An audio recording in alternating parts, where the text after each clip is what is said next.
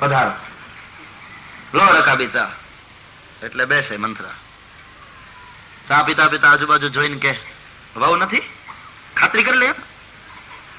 બીજા ઘરમાં હોય તો કદાચ ખાતરી કરી લે. વહુ નથી? તો કે ના રે, એના ભાઈ ને ઘેર દીકરો આવ્યો તો જબલું લઈને ગઈ.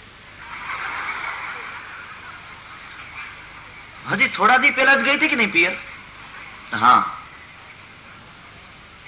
તમે તો અઠવાડિયામાં 2-3 વાર જવા દેતા લાગો છો. ખરેખર તમે સાસુ નથી પણ તમે માં છો. અને માં દીકરીનું શું ધ્યાન રાખે એવું તમે વહુનું ધ્યાન રાખો છો. અઠવાડિયામાં 3-3 વાર તો પિયર જવા દો અને કોઈ વાતની તકલીફ છે ને. ખરેખર ભાગશાળી હોય ને તમારા જેવી સાસુ મળે. પણ તમારી વહુને તમારી કાંઈ પડીશ? અઠવાડિયા પહેલા અહીંયા આવી ત્યારે તમને કઈ ગાળો દે, તમને કઈ ગાળો દે.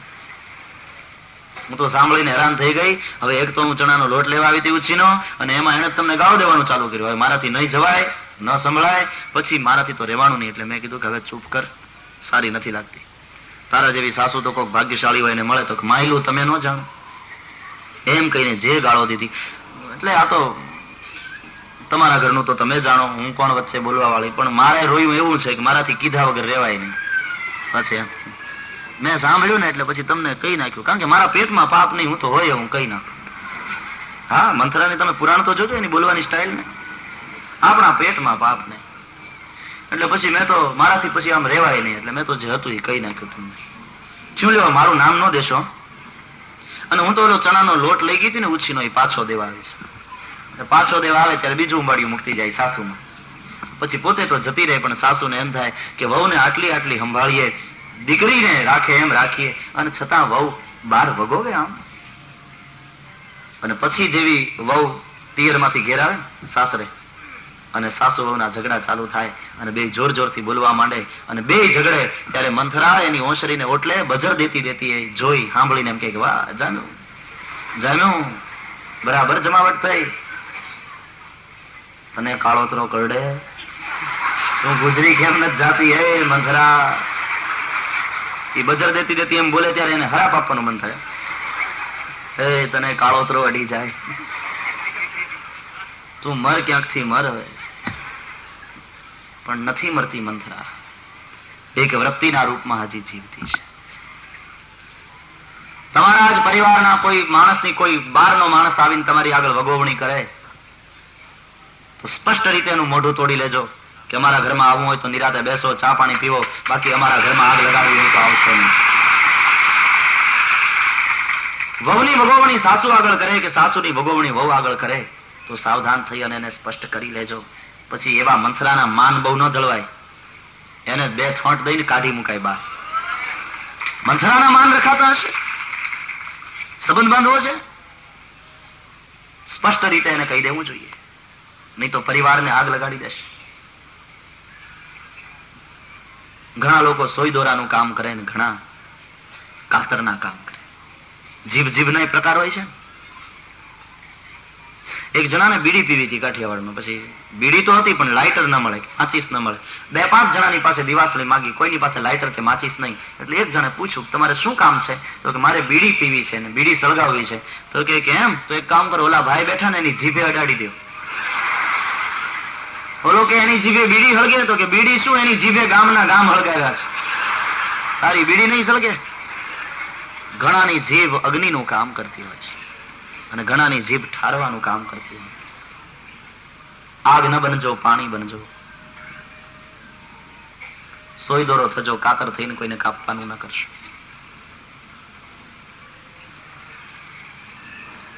એક એક પાત્રમાં પ્રેમ હોય, ત્યાગ હોય. કુટુંબમાં સુખ તો આવે પણ સંપ પણ જરૂરી છે. શંકા પડી છે પણ આ ઘટના ઘટ્યા પછી અક્રૂરજી જતા રહ્યા, કારણ કે એને બીક લાગી કે જો કૃષ્ણને ખબર પડશે કે મારી પાસે મણી છે, મને મારશે તો બરાબર પણ હું બદનામ થઈ જઈશ. અત્યારે તો ભક્તના રૂપમાં બધા મને જાણે છે. તે અક્રૂરજી ચાલી નીકળ્યા દ્વારકા છોડીને. હવે દરરોજનું 8,400 તોલા સોનું નાખવું ક્યાં? ધન વધવા માંડ્યું એટલે અક્રૂરજી તીર્થોમાં જઈ અને મંદિરો બનાવવા માંડ્યા, ધર્મશાળાઓ બનાવે, 84 કરે, અન્ન ક્ષેત્રો ચલાવે. અને અક્રૂરજી આવું કરવા માંડ્યા એટલે સામાન્ય રીતે એની કીર્તિની સુવાસ ફેલાય. અને એ વાત ઉડતી ઉડતી કૃષ્ણને કાને આવી કે અક્રૂરજી તો મોટા મોટા મંદિરો બનાવે છે, ધર્મશાળાઓ કરે છે, અન્નક્ષેત્રો ચલાવે છે, બહુ સારા સારા કામ કરે છે. એટલે કૃષ્ણને એમ થયું કે અક્રૂર કાકા પાસે આટલા રૂપિયા આવ્યા ક્યાંથી? અને તરત અંકોડો મળી ગયો કે માનો ને માનો પણ મણી એની પાસે છે. આ સંપત્તિ મણીની છે. જે ગામમાં ભક્ત ન હોય, સારો શિક્ષણ શાસ્ત્રી ન હોય, જે ગામમાં એક સારો વિદ્વાન ન હોય, જે ગામમાં સારો એક કવિ ન હોય, આ ગામનો ત્યાગ કરવો એવું શાસ્ત્રમાં લખ્યું છે. ત્યાં રહેવું નહીં. જ્યાં કુમંત્રી હોય, સારો રાજા ન હોય. ગુજરાતના સાક્ષરોને યાદ કરશે જગત. પછી પંડિત સુખલાલજી હોય કે મુનશીજી હોય, કનૈયાલાલ હોય, કવિના જયારે નામ લેશે ત્યારે યાદ કરશે લોકો મેઘાણીને કે નરસિંહ મહેતાને, ભક્ત કવિને. એક સારા સેવકને યાદ કરવો છે ગુજરાતમાંથી તો ગુજરાતના લોકો યાદ કરશે રવિશંકર મહારાજને, એક સારા સેવક તરીકે, જે હમણાં જ આપણી વચ્ચેથી જતા રહ્યા. હોવો જોઈએ. સારા સારા શિક્ષણ શાસ્ત્રીઓ મળ્યા છે ગુજરાતમાં. ભક્ત જતા રહ્યા. ભગવાનને થયું એ ઠીક નહીં, ભક્ત હોવો જોઈએ. તે ભગવાને અક્રૂરજીને એમ કેવડાવ્યું કે કાકા ચિંતા ન કરો ભક્તરાજ, આપ પધારો દ્વારકા પાછા અને તમને અભય છે. અક્રૂરજી આવ્યા છે. યાદવોની સભામાં પધાર્યા દ્વારકામાં. શ્રી કૃષ્ણ પાસે આવ્યા, વંદન કર્યા. શ્રી કૃષ્ણે કહ્યું, અક્રૂર ચાચા, મણી તમારી પાસે છે, હું ખાતરીપૂર્વક કહું છું. મારે જોઈતો નથી, પણ બધાએ ખોટી રીતે મારા ઉપર આળ નાખ્યું છે. કોઈ મોઢે બોલતા નથી, પણ બધાને સંશય છે. કાકા તમે સંશયને નિવારો, એ મણીને બતાવી દો, અને મારે હવે મણી જોતો નથી. તમે રાજ્યમાં આપી દો, એમ મારું કહેવાનું નથી. કારણ કે તમે જે કરો છો એ મણીના સદુપયોગ જ કરો છો. કારણ કે તમે અન્નક્ષેત્ર ચલાવો, ધર્મશાળાઓ બંધાવો વગેરે. તો અહીંયા અમે જે કરવાના હતા રાજ્ય દ્વારા એ તમે કરી જ રહ્યા છો. એટલે એના ધનનો સદુપયોગ જ થાય છે. પણ મારા ઉપર ખોટું આળ આવ્યું છે, તો તમે મણી એક વાર બતાવી દો. તમને ખાતરીપૂર્વક કહું છું કે મણી તમારી પાસે છે. એટલે હવે ના નહીં પાડતા. એટલે અક્રૂરજીએ શરમાઈને મણી કાઢ્યો, વસ્ત્રમાં છુપાવેલો, અને જ્યાં સભામાં બતાવ્યો એ બતાવ્યો, અને બધાયના મોઢા નીચા થયા. કૃષ્ણે આમ મોટાભાઈ સામે જોયું. મોટાભાઈનું મોઢું નીચું થઈ ગયું. અને પછી સભા વિખેરાણીને કૃષ્ણ ઘરે ગયા ને, સત્યભામાએ પાણીનો લોટો લઈને આપ્યો હશે કૃષ્ણને, પણ મોઢું નીચું અને આંખમાંથી ટપક ટપક ટપક આંસુડા પડવા માંડ્યા. જાણે ક્ષમા ન માંગતા હોય. મેં મારા પતિમાં અવિશ્વાસ કર્યો, મને શંકા થઈ તમારામાં, હું તમારી પત્નીને. કૃષ્ણ સમજી ગયા આંસુનો અર્થ. આંસુની ભાષા વાંચી લીધી અને તરત ભગવાને કહ્યું કે લ્યો હવે આંસુ લૂછી નાખો, જવા દે, તો હાલ્યા કરે. હા, આવું કરતા શીખજો ભાઈ, સંસારને જો ટકાવવો હોય તો. નહીં ઘણા કહે કે હવે રહેવા ન દઉં, તારા બાપાને ઘેર વહી જા, ભાંગી નાખું ને મારા ઉપર ખોટું આવ ચડાવ. નહીં, જીવતા શીખો. આ કથા જીવન જીવતા શીખવાની પાઠશાળા છે. આવી રીતે જીવો. પછી ત્યાં ધણીપણું નહીં અજમાવવા જતા, નહીં તો બગડશે. ત્યાં તો ક્ષમા આપી અને સત્યભામા કેટલો ભાવ વધશે. કૃષ્ણે ક્ષમા આપી ત્યારે પત્નીમાં ભાવ કેટલો વધ્યો હશે કે આહા, મારા અપરાધને ક્ષમા ભાવે મારા પતિએ જોયો, મેં એમાં સંશય કર્યો, અને મારા પતિ કેટલા ઉદાર છે, એમણે મને ઠપકાના 2 વેણ પણ ન કહ્યા. તો દાંપત્ય ઉલટાનું દિવ્ય બનશે. દાંપત્ય ઉલટાનું પ્રેમ અને સંપ અને સમજણની સુગંધથી સુમધુર થશે.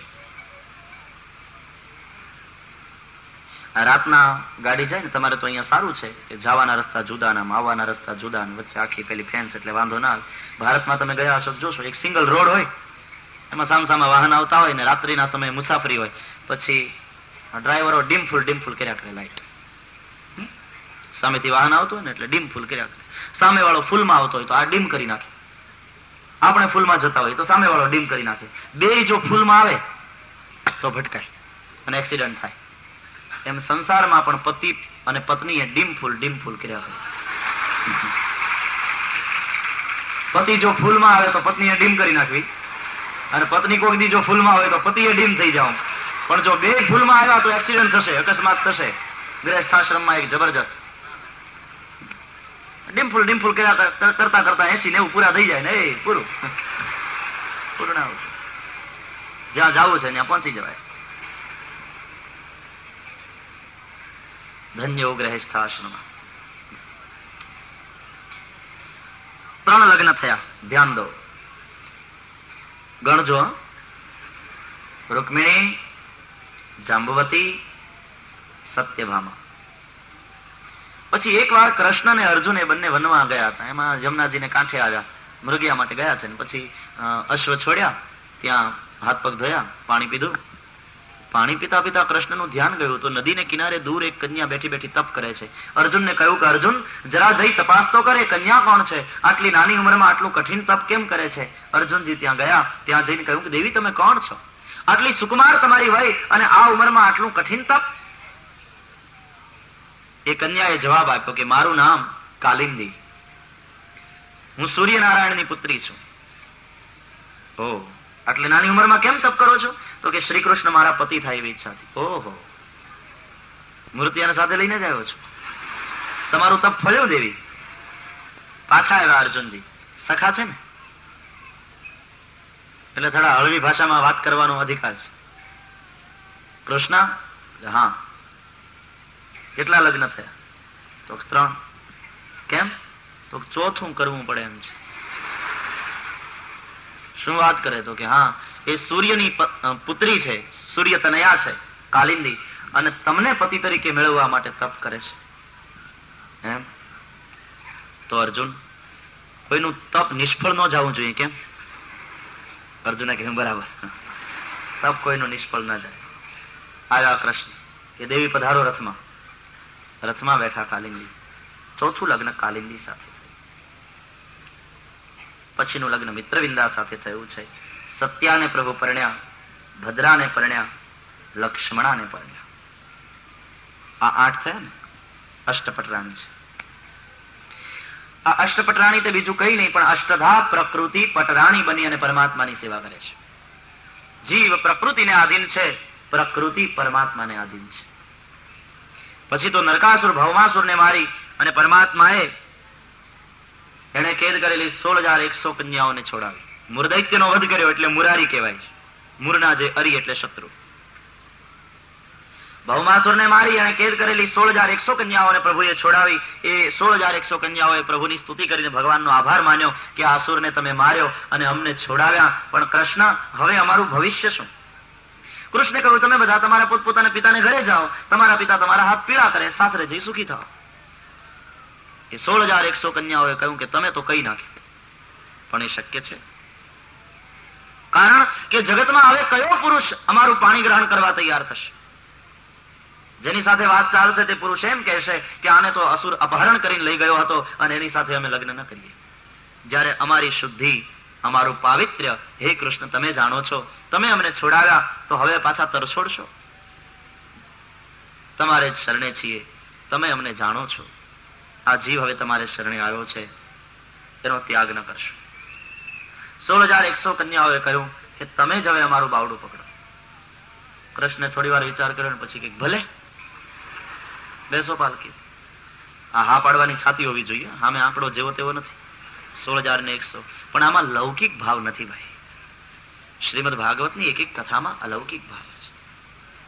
આનો અર્થ છે જે જીવ સાચા ભાવથી ભગવાનને શરણે જાય છે તેનો પરમાત્મા જરૂર સ્વીકાર કરે છે. એનું બાવડું ભગવાન પકડે છે, એનું પાણી ગ્રહણ કરે છે, એનો હાથ પકડે છે, એને ભવસાગરથી તારે છે. આપણે સૌએ પ્રભુને ચરણે જવાનું છે, ભગવાનને પરણવાનું છે, ઈશ્વરના થવાનું છે. 16,108 પત્ની છે. પછી તો ભગવાન ઇન્દ્રને પરાજિત કરી પારિજાત વૃક્ષને લઈ આવ્યા, તે કથા છે. દરેક રાણીઓના ઘરમાં કૃષ્ણ બિરાજે છે, પણ રૂકમિણીને એમ થયું કે કૃષ્ણ કેવળ મારા મહેલમાં જ બિરાજે છે અને હું છું સૌથી મોટી, છું પટરાણી, અષ્ટપટરાણીમાં પણ મોટી. એક ચિઠ્ઠીને ચબરખી લખીને કેવા દોડતા દોડતા આવ્યા. બધા રાજાઓને જીતીને મારું અપહરણ કરીને લાવ્યા. રૂકમિણીને આવેલા અભિમાનને શ્રી કૃષ્ણે જાણ્યું. કહ્યું, દેવી તમને પરણવા માટે તો શિશુપાળ જેવા મોટા મોટા રાજાઓ તૈયાર હતા, એ બધાને છોડીને તમે મારા જેવા ભરવાડને કેમ પરણ્યા? હું તો ગોવાળિયો, હું તો ગાયો ચરાવનારો. અમે તો શત્રુઓથી ડરી જઈ અને રણમેદાનમાંથી ભાગી જનારા અને સમુદ્રને શરણે આવીને રહેનારા. મને કેમ પરણ્યા? હજી પણ જો તમને એમ લાગતું હોય કે તમે ભૂલ કરી છે, ઉતાવળ કરી છે, તો આપણે અને રૂકમિણીને થયું કે આ તો છૂટાછેડા સુધી પહોંચે એવું છે.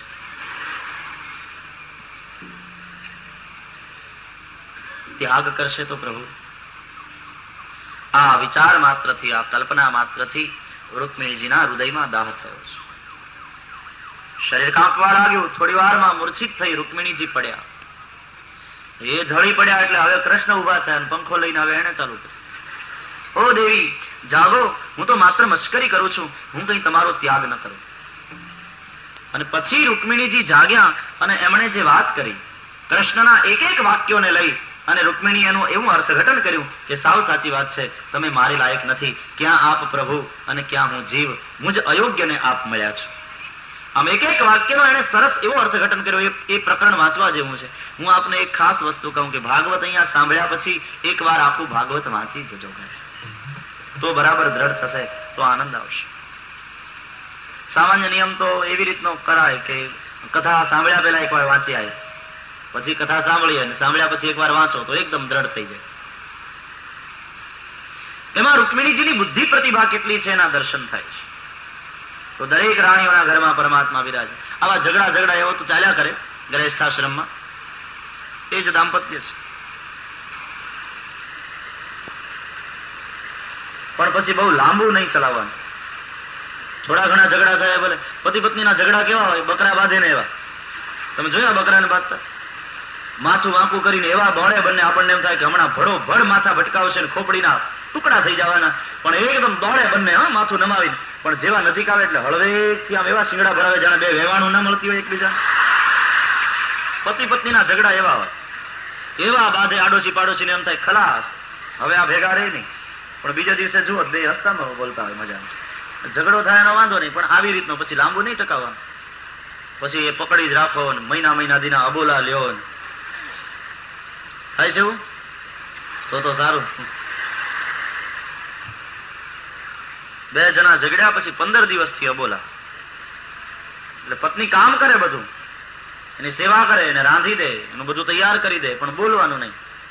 15 દિવસ પછી રવિવાર આવ્યો ને રજાનો દિવસ. સાહેબ ડ્રોઈંગ રૂમમાં બેઠા સિગારેટ પીતા છાપું વાંચતા, અને બેન બપોરે જમ્યા કર્યા પછી કઈક અનાજ સાફ કરતા. છાપું વાંચતો જાય, ધુમાડા કાઢતો જાય ને પાછો આમ ખેરે, પેલું કઈક રાખ વળી ગઈ હોય ને એને, એટલે આમ સિગારેટના ઉપર આમ આંગળી મારે. થયું એવું કે એમાં સિગારેટના અંદરથી બે ધગધગતા તણખા ધોતિયા ઉપર પડે, એને ખબર નહીં, અને ધોતિયું સળગ્યું. ઉપર પંખો ચાલુ ફૂલ સ્પીડમાં, ધોતિયું સળગતું આગળ વધ્યું. પેલાનું ધ્યાન તો છાપામાં આવે, કોને ખબર એકદમ ઇન્ટરેસ્ટિંગ સમાચાર હશે, ઇન્ટરેસ્ટિંગ તો એની અંદર જ હતો. પણ અનાજ સાફ કરતા કરતા પત્નીનું ધ્યાન ગયું કે હે રામ, આનું ધોતિયું હળગે ને આને ખબર નથી. પણ એ ન બોલે તો હું શું કામ બોલું? 15 દિવસના આ બોલા. હમણાં ધગશે ને ગરમ લાગશે એટલે આફડી ખબર પડશે. એ પોતે વળી પાછી ચોખા સાફ કરવા માંડી, વીણવા માંડી. પણ આનું ધ્યાન જ નહીં, એ તો પીતો જાય, ધુમાડા કાઢતો જાય, ખંખેરતો જાય, અને ધોતિયું હળગ્યું. સળગતા આગળ વધ્યું. પત્નીએ વળી પાછું જોયું કે અરે રામ, આ ભડકો થવા આવ્યો ને આને ખબર નથી. બોલે ભલે નહીં, પણ લાગણી કઈ થોડી મરી ગઈ હોય, આમ કેવા ગઈ. વળી વિચાર થયો કે એ ન બોલે તો હું શું કામ બોલું? એ અકડ છે તો આપણે અકડ રહેવાનું. અને પછી તો ખરો ભડકો જ થયો. પછી રહેવાનું નહીં કે આ હમણાં દાજી જશે, પણ બોલાય તો નહીં. એટલે એ આ બાજુ બેઠો છાપું વાંચતો હતો, આ બાજુ જોઈને બેન કે કોકનું ધોતિયું સળગે આપણું હું જાય, કોકનું ધોતિયું બળે આપણું હું જાય. પણ સીધું ન કહ્યું. ત્યારે પેલાને ખબર પડી ધોતિયું હળગે છે, એટલે એકદમ ઠારી નાખ્યું તરત. હવે એને થેન્ક યુ કહેવાનું મન થયું, પણ સીધું તો ન કહેવાય કે એ ન બોલે તો આપણે શું કામ બોલીએ. એટલે પોતાના બાબાને નિમિત્ત બનાવ્યો કે બેટા તારી મમ્મીને કે થેન્ક યુ. એટલે બાબો વળી કન્વે કરે, મમ્મી પપ્પા કે છે તને થેન્ક યુ. તા મમ્મી વળી પાછી કે તારા પપ્પાને કે મેન્શન નોટ. આવું હાલ્યા કરે. લે એ 15 દી થઈ ગયા, હવે બોલવા માંડો. પછી લાંબુ ન ટકાવું.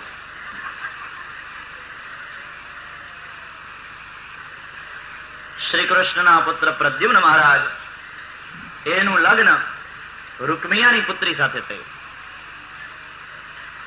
અને પ્રદ્યુમ્નના અનિરુદ્ધનું લગ્ન રૂકમિયાના દીકરાની દીકરી સાથે થયું.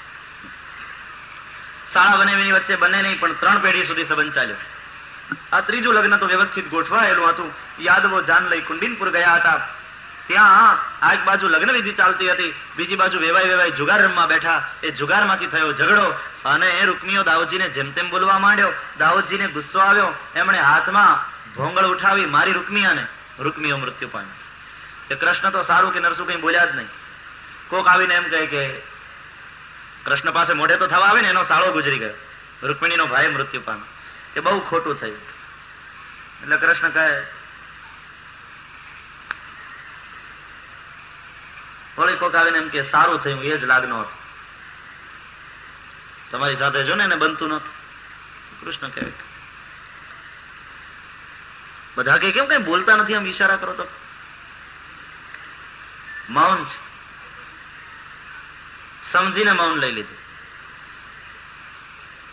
બધી સમસ્યાના સમાધાન બોલવાથી નથી થતા. કોઈક સમસ્યાનું સમાધાન મૌન રહીને પણ થાય છે. ન બોલ્યામાં નવગુણ અને બોલે એના બોર વેચાય, એ બંને કહેવત છે આપણે ત્યાં. કઈ કહેવતનો ક્યાં ઉપયોગ કરવો એનો વિવેક બુદ્ધિથી વિચાર કરજો.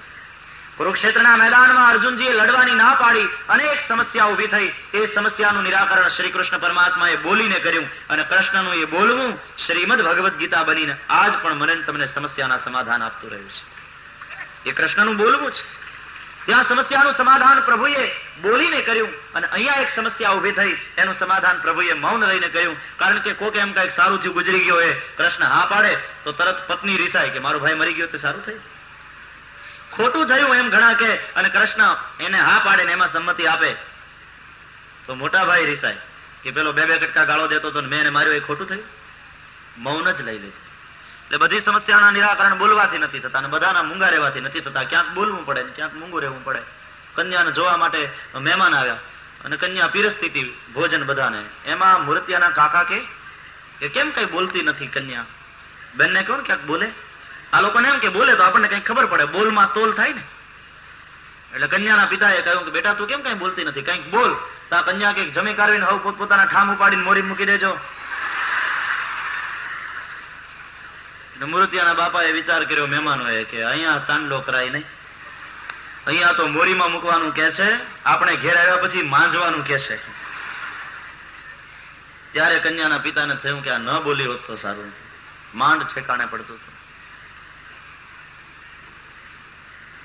અનિરુદ્ધ મહારાજનું બીજું લગ્ન દૈત્યરાજ બાણાસુરની પુત્રી ઉષા સાથે થયું. ઓખાહરણની કથા તમે સૌ જાણો છો. ઉષાના 3 વાર લગ્ન થયા, પણ વર એકનો એક. એક વાર સ્વપ્નમાં પરણ્યા, બીજી વાર માળિયામાં પરણ્યા, ત્રીજી વાર વિધિપૂર્વક લગ્ન થયા. આમાં તો બાણાસુરે કેદ કર્યો છે અનિરુદ્ધને, તે બહુ યુદ્ધ થયું છે. બાણાસુર શિવ ભક્ત છે એટલે શિવજી બાણાસુરના પક્ષે રહ્યા. અને અહીંયા સાંભળ્યો, શિવ સાંભળ્યો એમાં બઢ્યા. આ નારદજીના કામ હતા. નારદજી બતાવવા માંગતા હતા કે બંને તમને જુદા લાગે છે પણ એક છે. ત્યાં શિવજ્વરે કરેલી શ્રી કૃષ્ણની સ્તુતિનું વર્ણન છે.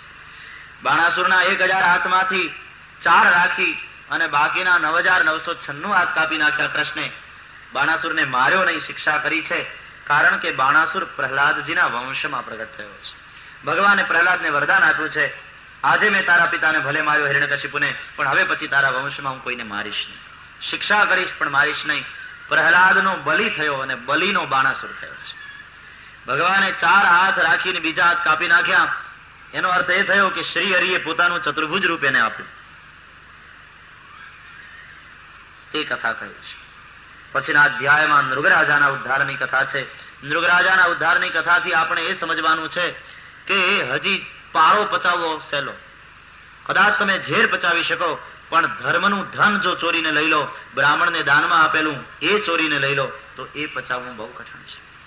નૃગરાજાએ અસંખ્ય ગાયોનું બ્રાહ્મણોને દાન કર્યું, પણ એક ગાય એક બ્રાહ્મણને એકવાર આપી દીધી, પછી એ ગાય પાછી બીજા બ્રાહ્મણને દાનમાં આપી. બંને બ્રાહ્મણોની વચ્ચે ઝઘડો થયો. અંતે રાજાને શ્રાપ મળ્યો, એ કાચંડો થયો. પણ આજે ભગવાન દ્વારા એ મુક્ત થયો છે. દાઉજી મહારાજે વિચાર કર્યો કે કૃષ્ણ તો બરાબર ફસાયા છે રાજકાજમાં, પણ માતા પિતાના ખબર લેવા જવા, ખબર કાઢવા એ મારી ફરજ છે, મારું કર્તવ્ય છે, હું મોટો ભાઈ છું. અને હિન્દુઓમાં તો મોટા ભાઈની જવાબદારી બહુ વધે. મને મારા એક પારસી મિત્ર કહેતા હતા, મને કે હિન્દુડાનો મોટો ભાઈ કદી ન થાવ. મેં કહ્યું કેમ? મને કે લગ્ન હોય તો નાનો ભાઈ જાય, ખરેખર મોટા ભાઈ જવા. મોટા ભાઈની જવાબદારી ઘણી વધે છે. દાઉજીને થયું, અરે આ તો નગુણા કહેવાય. જે નંદ યશોદાએ અમને બંને ભાઈઓને ઉછેરીને મોટા કર્યા, એને મોઢું દેખાડવા નથી. એટલે કહ્યું કે ભાઈ તું તારે પ્રવૃત્તિમાંથી ન નીકળી શકે તો કઈ વાંધો નહીં કૃષ્ણ, પણ હું તો જરા આંટો મારી આવું બા અને બાવા પાસે. એટલે દાઉજી પધાર્યા છે ગોકુલ. નંદ યશોદા બહુ રાજી થયા, ગોપીઓ પરમ મુદિત થઈ, 6 મહિના ત્યાં રોકાયા. કોઈ સમયે યમુનાજીને જળકીડા માટે બોલાવ્યા, યમુના ના આવ્યા, હળ મુશળથી ખેંચ્યા, વંકાયા, યમુનાનો પ્રવાહ વંકાય. દાઉજી જેવી બુદ્ધિ, પ્રતિભા અને બળ, એને નાવું હોય તો એ યમુના પાસે જાય. એ કઈ યમુનાને બોલાવે કે અહીંયા આવો મારે નાવું છે, આવી મૂર્ખતા કરે? પણ આનો અર્થ એ છે કે પછી વૃંદાવનમાં રહેતા હતા એટલે યમુના પ્રવાહ જરા દૂર બહુ હતો, એટલે ગોપીઓને ગોવાળિયાઓને જરા પાણીમાં તકલીફ પડતી હતી, ઠેઠ દૂર સુધી ભરવા જવું પડે, ખેતીવાડીને માટે પાણીમાં જરા તકલીફ પડે. હળ મુશળથી ખેંચ્યા. હવે હળથી તમે આમ ખેંચો એટલે ચીલો પડે ને, ચીલો પડે એટલે પાણીનો પ્રવાહ એમાં આવશે. એનો અર્થ ઇરિગેશન. દાઉજી મહારાજ આ ઇરિગેશનની પદ્ધતિ ત્યારથી શરૂ છે. દાઉજી મહારાજે એવી વ્યવસ્થા કરી, એને જાણ્યું કે મારા ગામ લોકોને તકલીફ પડે છે પાણીની, એટલે યમુનાના પ્રવાહને એવી રીતે વાળ્યો ઇરિગેશન દ્વારા કે ગોપીઓને બહુ દૂર ન જવું પડે, ગોવાળિયાઓને પોતાની ખેતી માટે પૂરું પાણી મળી રહે. અને પછી તો સમૃદ્ધ થયા હોય, તમે તમારા કોઈ ગામડામાંથી લંડનમાં આવ્યા અને હવે 2 પાંદડે થયા, પૈસે ટકે સુખી થયા, અને હવે પછી ગામમાં જયારે જાઓ અને ગામ હોય પછાત, ગામ લોકો એમ કે એકાદ નિશાળની જરૂર છે, એકાદ કુવાની જરૂર છે, ઇલેક્ટ્રિક લાઇટ નથી આવી, ભગવાને તમને આપ્યું હોય તો ગામને માટે કંઈક કરો ને. તો દાઉજીએ પોતાના ગામને માટે કંઈક કર્યું કે આ ગામમાં અમે ઉછરીને મોટા થયા, આ ગામ લોકોએ અમને આટલો પ્રેમ આપ્યો, તો એ ગામ માટે કંઈક કરવું જોઈએ. યત્કિંચિત સેવા કરી અને પછી દાઉજી પધાર્યા છે પાછા.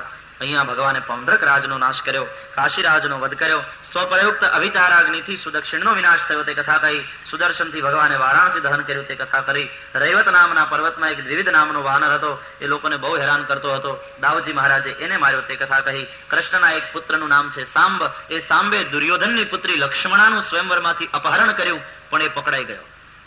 તે સાંબને દુર્યોધને કેદ કર્યો. દાઉજી મહારાજને ખબર પડી ત્યારે યાદવોનું સૈન્ય લઈ દાઉજી મહારાજ હસ્તિનાપુર આવ્યા છે. દુર્યોધન દાઉજીની પાસે આવ્યો છે. દાઉજીએ કહ્યું તે અમારા પૌત્રને કેદ કર્યો છે, અમારા દીકરાને તે કેદ કર્યો છે, માટે એને છોડી દે. દુર્યોધને કહ્યું કે તમે આવીને માફી માંગો છો એટલે છોડી દઉં છું, નહીં તો મારી દીકરીને લઈને ભાગ્યો, એને છોડું નહીં.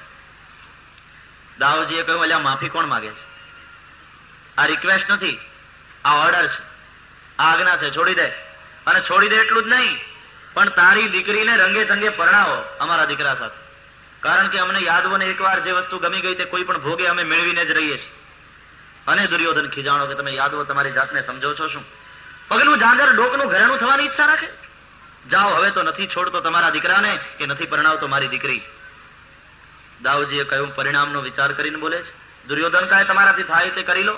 ક્રોધમાં અંધ થયો અને જતો રહ્યો. દાઉજી શેષ છે, હળ મુશળથી આખા હસ્તિનાપુરને ખેંચ્યું, ધ્રુજાયું. વડીલોએ દુર્યોધનને સમજાવ્યો, દાઉજીના ક્રોધાગ્નિમાં બધાએ બળીને ભસ્મ થશું, માટે તું માની જા, અને આવું કુટુંબ આપણને બીજે ક્યાં મળવાનું છે, પરણાવી દે દીકરીને. પછી તો દુર્યોધને પોતાની પુત્રીનું લગ્ન સાંબ સાથે કર્યું. એકવાર દેવર્ષિ નારદજીને વિચાર આવ્યો કે 16,108 પત્નીઓ, ભગવાન બધાને રાજી કેમ રાખતા હશે? એક એક ઘેર એક એક દાડો રહે તો છેલ્લા માતાજીનો વારો ક્યારે? જરા તપાસ તો કરું કેમ ચાલે છે. વહેલી સવારથી નારદજીએ ફરવાનું ચાલુ કર્યું. રૂકમિણીજીને ત્યાં ગયા. પધારો પધારો પધારો. રૂકમિણીજીએ સ્વાગત કર્યું. પધારો દેવર્ષિ. કૃષ્ણને જોયા નહીં કે માં પ્રભુ ક્યાં? તો છે ને પૂજામાં બેઠા છે, હમણાં આવશે. કૃષ્ણ આવ્યા. પધારો દેવર્ષિ, આજ તો કઈ સવારના પોરમાં? હા, નીકળ્યો તો થયું દર્શન કરતો જાવ. સારું સારું, આજે જમીન જાજો. તો કે ના રે મારે કામ છે. ભગવાન મનમાં કે નારદિયા તારે શું કામ છે હું જાણું છું. નારદજીને થયું કે રૂકમિણીજીના ભુવનમાં છે, હવે સત્યભામા તો રડતા જશે. એટલે ગયા સત્યભામાને ત્યાં. તો ભગવાન પૂજામાંથી ઉભા થઈને બધાને દાન આપતા હતા યાચકોને દરરોજના નિયમ પ્રમાણે. પધારો પધારો પધારો દેવર્ષિ. સવારના પોરમાં આંગણું પાવન કર્યું. નારદજીને થયું કે અહીંયા ક્યાંથી? પાછળના દરવાજેથી ભાગીને આવ્યા. વળી જાંબુવતીને ત્યાં ગયા. તો યાચકોને દાન આપ્યા પછી બ્રાહ્મણોની પાસે સત્સંગ કરી રહ્યા છે, પુરાણોની કથા સાંભળી રહ્યા છે, વેદઘોષ થઈ રહ્યા છે. પધારો દેવર્ષિ. વળી પ્રભુએ પૂજન કર્યું, દેવર્ષિનું સ્વાગત કર્યું. વળી ગયા આગળ કાલિંદીને ત્યાં, મિત્રવિંદાને ત્યાં. જ્યાં જ્યાં ગયા ત્યાં દરેક ઠેકાણે એને પ્રભુને જોયા. કોઈક ઠેકાણે સત્સંગ કરતા હતા, કોઈક ઠેકાણે બાળકોની બેસાડી અને સંસ્કારનું સિંચન કરતા હતા, કોઈક ઠેકાણે ઘરકામમાં મદદ કરતા હતા એવું લખ્યું છે. ક્યારેક કરવી એમાં વાંધો નહીં. એક એક પાણીનો લોટો ભરી દેવો એમાં શું? પરસ્પર સહયોગથી જ થાય. એ બચાડી રસોઈ કરતી હોય છોકરા રડતા હોય તો આપણે રમાડાય, એમાં વાંધો નહીં. ક્યાંક તો કરવા લગાય. ભાઈ છાપું વાંચ્યા કરે ને બાબો રડ્યા કરે ને બેન અંદર રસોઈ કરે. 15 મિનિટથી સતત રડતો હતો તો બેન બહાર આવીને કહે કે અરે તમારા કાન છે કે કોડિયા છે? તમને સંભળાતું નથી? આ છોકરો ક્યારનો રડે છે. અમારે તો રસોઈ કરવી કે બાળકોને સંભાળવા. ટાણે રસોઈ ન થઈ તો વળી પાછા ગુસ્સે થશો. છાપું એક બાજુ મૂકો, બાબાને છાનો રાખો. પેલા એ છાપું નીચે મૂક્યું, બાબાને ખોળામાં લીધો. બેન તો પાછા વેલણ લઈને રસોડામાં જતા રહે. બાબાને છાનો રાખવા માટે ઉલાળે, ઘૂઘરા ખખડાવે અને ઊંચો નીચો કરે, થેપલી કરે, પણ બાબો એનો બાપ નીકળ્યો. એ છાનો રહે નહીં. વળી પાછો ખીજાઈને ચિલોટિયા ભરતો જાય કે લે ચૂપ ચૂપ ચૂપ થઈ જા ને એમ કરીને વળી ચિલોટીઓ ભરે. પેલો ડબલ રડે એટલે વળી લે ચૂપ લે ચૂપ. 15 મિનિટ માથાકૂટ કરી પણ બાબો ચૂપ થયો નહીં. એટલે વળી પાછા રસોડામાંથી પ્રગટ થયા. અરે રામ, પરિણાને 5 વર્ષ થયા, હજી છોકરા છાના રાખતા નથી આવડતું. આમ છાના રહેતા હશે, લાવો મારી પાસે. એટલે છોકરાને લીધો પોતે ખોળામાં. હમણાં છાનો રહી જાય છે કે નહીં? તમે એક કામ કરો, બિલાડો બોલાવો. એ વળી પાછો 4 પગે થાય. મિયાવ. બેન વળી પાછા બતાવે આંગળી ચીંધીને, જો બાબા ચૂપ, બિલાડો આવ્યો. એ બિલાડો નથી, તારો ધણી છે. અગ્નિની બ્રાહ્મણની સાક્ષીએ 4 ફેરા ફરી છો, એ બિલાડો નથી. આંગળી ચીંધીને કે જો બિલાડો. બોલાવો બોલાવો, તમે ચૂપ કેમ થઈ ગયા? બોલાવો. બોલો વળી મિયાવ. અને બાબાને મજા આવવા માટે, હસવા માટે, તો આ વળી ઉત્સાહમાં બોલાવો બોલો, ચાલુ રાખો ચાલુ રાખો. મિયાવ. વળી પાછો ઉત્સાહમાં આવી જાય, નેપકિન લઈ આવીને લેંઘામ ભરાવે. મિયાવ. રેવા દે બિલાડા. ઘણો થયો. આવું હાલ્યા જ કરે ગ્રસ્થ આશ્રમ નહીં 4 દિવાલમાં. એ તો પાડોશીને ખબર ના પડે. જ્યાં જ્યાં ગયા ત્યાં કૃષ્ણને જોયા. અંતે પ્રભુના ચરણમાં વંદન કરી, પ્રભુની લીલાને વંદન કરી દેવર્ષિ વિદાય થયા. એ પછી ત્યાં યાદવોની સભામાં જરાસંઘે કેદ કરેલા રાજાઓએ મોકલેલો એક દૂત આવ્યો. તે દૂતે આવીને કહ્યું, જરાસંઘે કેદ કરેલા રાજાઓએ મને મોકલ્યો છે. એ બધા રાજાઓને અનીતિથી જીતી લઈ કેદ કર્યા છે, એના રાજ્યને છીનવી લીધા છે જરાસંઘે. કૃષ્ણ, તમે એક શક્તિમાન છો, અમને ન્યાય અપાવો. એ જ સમયે દેવર્ષિ નારદ ઇન્દ્રપ્રસ્થમાં પાંડવોના રાજસુ યજ્ઞની કંકોત્રી લઈને પધાર્યા. પાંડવો રાજસુ યજ્ઞ કરે છે, આપને સહકુટુંબ નિમંત્રણ છે. હવે કૃષ્ણે વિચાર કર્યો કે ક્યાં જવું? પાંડવોને ત્યાં રાજસુ યજ્ઞમાં હાજરી આપવા જઈએ તો અહીંયા જરાસંઘે કેદ કરેલા રાજાઓએ આપણી અંદર વિશ્વાસ રાખીને દૂત મોકલ્યો છે, એ નિરાશ થાય. અને જો એ રાજાઓને છોડાવવા જઈએ તો ફોઈના દીકરાને ત્યાં યજ્ઞ ચાલે છે, ત્યાં હાજરી આપવી જોઈએ વ્યવહારિક રીતે. એમને ખોટું લાગે. શું કરવું? આવી કઈ સમસ્યા ઉભી થાય ત્યારે ઉદ્ધવજીને પૂછવામાં આવે. ઉદ્ધવજીએ કહ્યું, આપણે પેલા જઈએ પાંડવોને ત્યાં યજ્ઞમાં.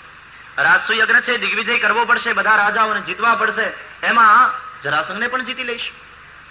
ઉદ્ધવજીની વાતને માન્ય રાખવામાં આવી. ભગવાન પોતાના પુત્ર પ્રદ્યુમ્ન મહારાજને દ્વારકાની રક્ષા માટે દ્વારિકામાં મૂકી અને સહકુટુંબ પરિવાર પધાર્યા પાંડવોને ત્યાં. ભગવાનને સહકુટુંબ પરિવાર નોતરું આપતા પહેલા 100 વાર વિચાર કરવો જોઈએ. એ તો પાંડવો કરી શકે. 16,108 રાણી, દરેક રાણીને 10-10 પુત્ર અને એક પુત્રી, એટલે 1,61,000 ની માથે આંકડો જાય છે. હવે કૃષ્ણ કેમ યાદ રાખતા હશે કોની બર્થ ડેટ ક્યારે છે, કોણ કયા ધોરણમાં ભણે છે, આ વખતે કેટલા % માર્ક લાવ્યો? કૃષ્ણે કર્યું છે તે કોઈ કરી શકે નહીં, કૃષ્ણે કહ્યું છે તેમ કરવા. પછી દલીલ એવી ન કરવી કૃષ્ણે પણ આમ કર્યું હતું તો આપણને શું વાંધો. કૃષ્ણે કર્યું તેમ નહીં, કૃષ્ણે કહ્યું એમ કરવાનું છે. પરમાત્માનું અહીંયા પ્રગટ ઐશ્વર્ય છે. ભગવાન ઇન્દ્રપ્રસ્થ પધાર્યા. ધર્મરાજ યુધિષ્ઠિરે ચારે ભાઈઓને દિગ્વિજય કરવા માટે મોકલ્યા. ચારે ભાઈઓ દિગ્વિજય કરીને આવ્યા. અનેક રાજાઓને પરાજિત કર્યા. ધન લઈને આવ્યા, પણ સમાચાર લાવ્યા કે જરાસંઘ જીતાયો નથી. ત્યારે શ્રી કૃષ્ણ, ભીમસેન અને અર્જુન એ ત્રણેય જણા નીકળ્યા એકલા. સવારના પોરમાં જરાસંઘ દાન કરતો હતો. તે યાચકો ની લાઈનમાં પોતે ભિક્ષુક બનીને ઉભા રહ્યા. ત્રણેયનો વારો આવ્યો. જરાસંઘે કહ્યું માગો, તો કે આપશો ને? જુઓ ભાઈ, તમે જે હોય તે, મારા કુળની પરંપરા રહી છે કે બે વસ્તુ કોઈ માગે અમે કદી ના નથી પાડતા. એક તો ભિક્ષુક આવે ને કઈ માગે તો અમે ના નથી પાડતા, અને બીજો કોઈ ક્ષત્રિય આવી અને યુદ્ધ માગે તો અમે ના નથી પાડતા. તમે જે હોય તે માગો, તમને મળશે. અને ત્રણેય જણાએ કહ્યું કે જરાસંઘ, તો અમને યુદ્ધ ખપે છે. જરાસંઘ સમજી ગયો કે આ ભિક્ષુક ના હોય યુદ્ધ માગનાર. અને ત્રણેયને જયારે જાણ્યા કે આ કૃષ્ણ, આ ભીમસેન અને અર્જુન, સારું, યુદ્ધ માગે તો એની ના પાડતા નથી અમે કદી, પણ કૃષ્ણ તારી સાથે લડવું નથી. તું તો રણ મેદાનમાંથી ભાગ્યો છે, રણ છોડ થયો છે, રણ છોડીને ભાગ્યો. તારી સાથે લડવું નથી. કાયર સામે લડાય? હકીકતમાં આમ કરીને બાકાત કરી નાખ્યા. સમજે છે કે આની સાથે લડીશ તો હું બચીશ નહીં. અને અર્જુન, તારી સામે લડવું નથી, કારણ કે તું ઉંમરમાં નાનો રહ્યો ને, મારે મોટાથી તારી સામે યુદ્ધ ન કરાય. સમજે છે કે આમાં હેરાન થઈશ. પણ ભીમસેનને જો લડવું હોય તો હું તૈયાર છું. ભીમસેનને થયું કે હોળીનું નાળિયેર હું. પણ કૃષ્ણે કહ્યું, ભીમસેન, જો જે કંઈ થાય છે ને એ બધું યોગ્ય જ થાય છે, કારણ કે આનું મૃત્યુ જ તારે હાથે લખાયું છે. પછી તો ભગવાને ભીમસેન દ્વારા જરાસંઘને મરાયો. જરાસંઘે કેદ કરેલા રાજાઓને પરમાત્માએ છોડાવ્યા. તે રાજાઓએ ભગવાનની સ્તુતિ કરી, તે કથા છે. તે રાજાઓને તેના રાજ્ય પાછા અપાવ્યા. જરાસંઘના પુત્ર સહદેવને ગાદીએ બેસાડ્યો. આ સહદેવ ભગવાનનો ભક્ત નીકળ્યો. પછી તો પાંડવોનો રાજસુ યજ્ઞ શરૂ થયો. રાજસુ યજ્ઞમાં અગ્ર પૂજા કોની કરવી એ નિર્ણય કરવામાં આવ્યો. શ્રી કૃષ્ણની અગ્ર પૂજા થાય. આ વાત ગમી નહીં શિશુપાળને. પાંડવો કૃષ્ણને જો ફોઈના દીકરા થાય તો પાંડવો શિશુપાળને માસીના દીકરા થાય. એટલે શિશુપાળ પણ ત્યાં આવ્યો છે. અને કૃષ્ણની અગ્ર પૂજા થાય તે શિશુપાળથી સહન થઈ શક્યું નહીં. શિશુપાળ કનૈયાને ગાળો દેવા લાગ્યો. યાદવો શિશુપાળને મારવા દોડ્યા. કૃષ્ણે યાદવોને અટકાવ્યા. તમે કોઈ ઉઠો નહીં, અમારો હિસાબ નક્કી છે. 100 ગાળ આપે ત્યાં સુધી કઈ બોલવાનું નહીં. 100 ની માથે જાય એટલે માર્યા વગર રહીશ નહીં. શિશુપાળ કૃષ્ણનો દ્વેષી છે, કે દિવસનો બળે છે. મારે જેને પરણવાનું હતું એને આ કનૈયો પરણી ગયો. બહુ દ્વેષ થયો છે. અને એમાં પણ આજે એની અગ્ર પૂજા થાય. ઈર્ષા દેખાયમાં બળતો હતો. દ્વેષ અને ઈર્ષા આવે એટલે એનું સંતાન છે નિંદા, એટલે નિંદા થશે. કોઈને માટે ઈર્ષા, નિંદાનો બાપ છે દ્વેષ અને નિંદાની માતા છે ઈર્ષા. ઈર્ષા અને દ્વેષ આ બે આવ્યા ત્યાં નિંદા થવાની, ત્યાં કોઈને ગાળો દેવાની. શિશુપાળ ગાળો દેવા લાગે. જયારે ગાળો દે, એકવાર તો કૃષ્ણ એને મારવા તૈયાર થયા ત્યારે ફોઈએ કહ્યું કે કનૈયા, તને હાથ જોડું, મારા છોકરાને મારીશ નહીં. કે ફઈબા, તમારા છોકરાને કોઈ જીભ કાબુમાં રાખે. 100 ગાળ દેશે ત્યાં સુધી કઈ બોલીશ નહીં, પણ ઉપર ગયો પછી જીવતો નહીં રહેવા દઉં. ફઈબા, તમારી પણ પછી આમન્યા નહીં રાખું. એટલે ફઈબાએ પોતાના છોકરાને કહ્યું, બેટા સાંભળ્યું, દેજે પણ 100 દરરોજની ગણીને, ઉપર ન જઈશ. પછી તો શિશુપાળ દે ખરો, પણ ગણે, ખિસ્સામાં ડાયરી રાખી મૂકતો હશે. ગણે કે 98 થઈ, હિસાબ બરાબર રાખે. ગાળો દે પણ પાછો બીવે કે 100 ની માથે ગઈ તો મારી નાખશે. પણ આજે દ્વેષમાં એવો અંધ બન્યો, કઈ ખ્યાલ ન રહ્યો, ગાળો દેવા લાગ્યો. 100 ની ઉપર ગઈ અને પ્રભુએ મૂક્યું સુદર્શન ચક્ર. શિશુપાળનું મસ્તક આખી સભા જોવે એમ છેદાઈ ગયું અને શિશુપાળનું મૃત્યુ થયું. શિશુપાળનું તેજ ભગવાન દ્વારકાનાથમાં ભળી ગયું. શ્રી દ્વારિકાધીશ જય વિજય. બંને દ્વારપાળોનો આ ત્રીજો જન્મ છે, શિશુપાળ અને દંતવક્ર. 3 જન્મે વેર ભાવે ભજીને ભગવાનને પામવાના છે. શિશુપાળ એક દ્વારપાળ જય જય, એ તો સનતકુમારના શ્રાપથી મુક્ત થઈ 3 જન્મે શ્રી હરિને વેર ભાવે ભજી પ્રભુથી મરી સ્વધામ ગયો. પાંડવોનો રાજસુયજ્ઞ ધામધૂમથી થયો. પ્રભુએ તે યજ્ઞમાં એઠા પતરાવડા ઉપાડવાનું કાર્ય કર્યું અને બતાવ્યું કે કોઈ પણ કાર્ય કરવામાં નાનપ નથી. અને કૃષ્ણની સરળતાના આમાં દર્શન થાય છે કે દ્વારકાનો નાથ દ્વારકાના અધિપતિ એને એઠા પત્રાવળા ઉપાડવાનું કામ કર્યું. પરમાત્માની ભક્તવત્સલતાના પણ આમાં દર્શન થાય છે. આ યજ્ઞમાં તેજોવધ થયો દુર્યોધનનો તે કથા કહીશ. શિશુપાળ મરાયો એ ખબર પડી ત્યારે શિશુપાળના મિત્ર શાલ્વે ભગવાન સદાશિવની આરાધના કરી દિવ્ય વિમાન મેળવ્યું અને એ દ્વારકા ઉપર ચડી આવ્યો. દ્વારકાની રક્ષા કરવા માટે ત્યાં પ્રદ્યુમ્ન મહારાજ હતા. પ્રદ્યુમ્ન મહારાજ લડતા લડતા ઘવાયા. થોડી વાર કૃષ્ણ મોડા પડે તો દ્વારકા હતી ન હતી થઈ જાય, પણ ભગવાન કૃષ્ણ બરાબર સમયસર પધાર્યા. યુદ્ધનો દોર પોતાના હાથમાં લઈ લીધો.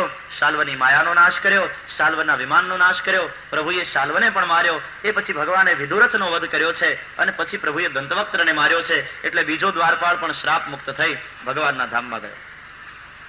પછી તો કૌરવો અને પાંડવોના વચ્ચે કુરુક્ષેત્રના યુદ્ધની તૈયારી થઈ. શ્રી કૃષ્ણે તો નિર્ણય કરી લીધો કે એક બાજુ મારી નારાયણી સેના રહેશે અને બીજા પક્ષે હું એકલો રહીશ, એમાં પણ શસ્ત્ર નહીં લઉં. દુર્યોધને પ્રભુની નારાયણી સેના માગી. કૃષ્ણ પાંડવ પક્ષે રહે આવું નક્કી થયું. ત્યારે દાઉજી મહારાજે વિચાર કર્યો કે હું કોના પક્ષે જાઉં? કૌરવ પક્ષે જાઉં તો પાંડવોને ખોટું લાગે અને પાંડવ પક્ષે જાઉં તો કૌરવોને ખોટું લાગે. અહીંયા હાજર હોઈએ તો કોકને પક્ષે જવું પડે ને, અહીંયા રહેવું જ નથી, ચાલો યાત્રા કરવા. અને કૃષ્ણે સમજીને દાઉજીને યાત્રા માટે મોકલી આપ્યા. દાઉજી તીર્થયાત્રા કરવા નીકળી ગયા છે. ફરતા ફરતા નૈમિષારણ્યમાં આવ્યા. ત્યાં દાઉજી મહારાજ દ્વારા સૂતજીનો શિરચ્છેદ થયો તે કથા કહી.